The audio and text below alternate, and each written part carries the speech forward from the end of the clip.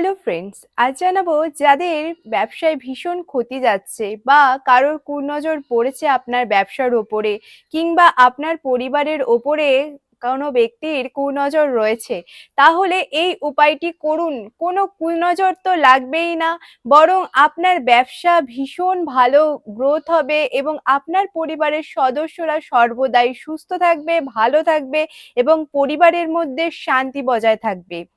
টোটকাটি জানবার আগে অবশ্যই আমার চ্যানেলটিকে সাবস্ক্রাইব করে দেবেন, ফলো করে দেবেন, কমেন্টে জানাবেন আপনাদের মনের কথা এবং অবশ্যই শেয়ার করে দেবেন।